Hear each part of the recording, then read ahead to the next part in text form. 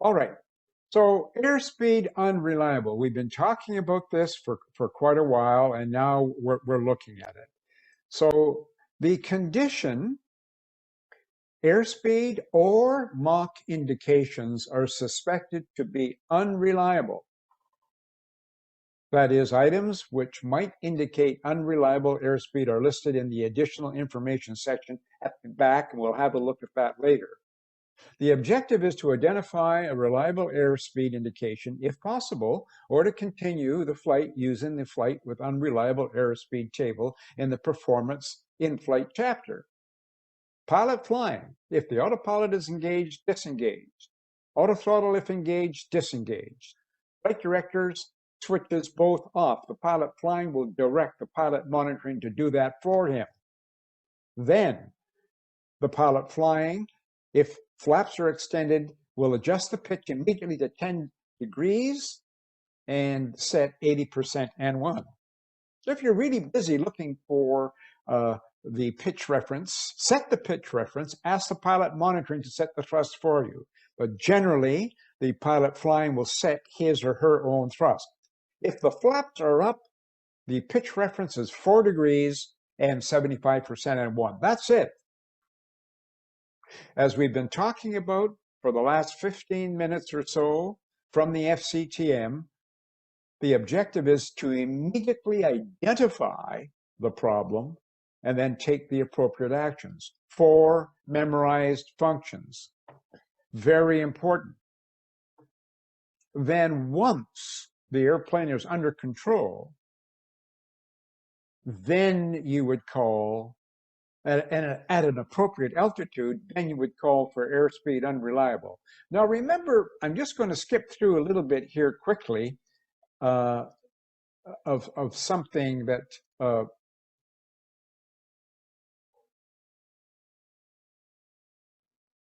this additional information, by the way, is at the end of the, if you notice the end of the QRH procedure, the additional information is at the end.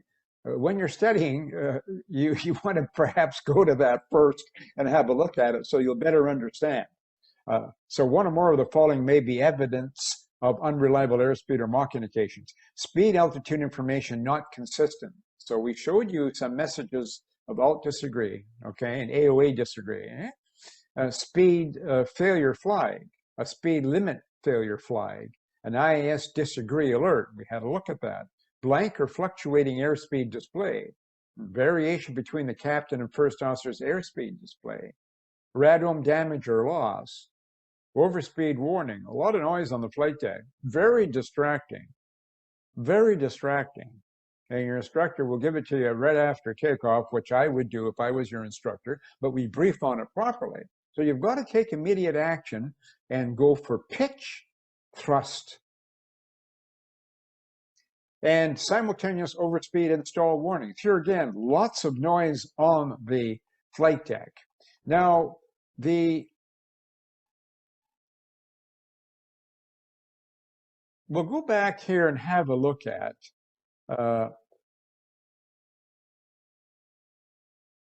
once you call for the checklist, remember how to read a checklist. I've done a couple of these briefings out of the package of 33 or 36, specifically dedicated to how to read a non-normal checklist. What I've observed as an instructor is so many people, pilot monitoring, who actually reads a checklist, don't know how to read a checklist. And the pilot flying doesn't know how to respond.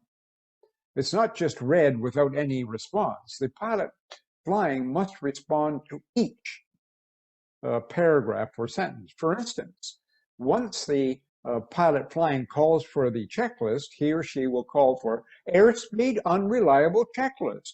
The pilot monitoring will pull the checklist out if using a paper copy and open it to the correct page. And really, I would suggest this is a technique. Show it to the pilot flying to make sure that he or she knows that you're reading the correct checklist.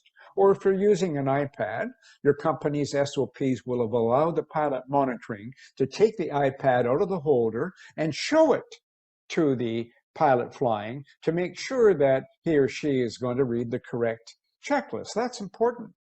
And then pilot monitoring will read the checklist right from the very top. Even though you've done these items, you read all checklists from the top to make sure that you haven't forgotten anything.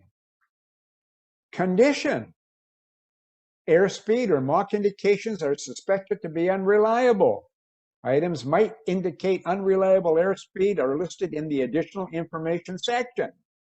The pilot flying should say, check, or say that again, or I don't understand, or yes, we do have a problem. What do you think? Yes, we do. Good. Next, pilot monitoring. The objective is to identify a reliable airspeed indication if possible, or to continue the flight using the flight with unreliable airspeed table in the performance and flight chapter. Pilot flying says, understood. Say anything. The words I'm using now, you are directed to do so in the chapter of how to read a non-normal checklist. So it's right there. And it's very important you communicate this information back and forth. Then the pilot monitoring will say, autopilot, disengaged. The pilot flying will say, disengaged. So it's very important that you do this together so that you get everything done the right way. If you're sick, you go to a doctor. If you get a prognosis that's bad, you go to another doctor. If you get a different prognosis, you go to a third doctor. Huh?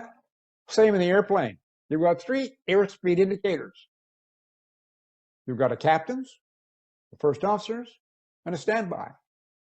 So if 2 of them match, give control to that person. This comes later in the checklist, but it may be, not maybe, it's very good airmanship if you realize that right away to do that, but still carry on with the memory items.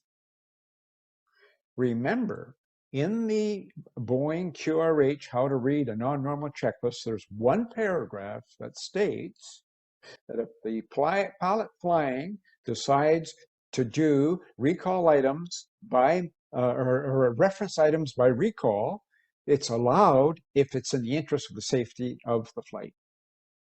That one paragraph in the How to Read a Non-Normal Checklist is not a license for the crew to use for all reference items.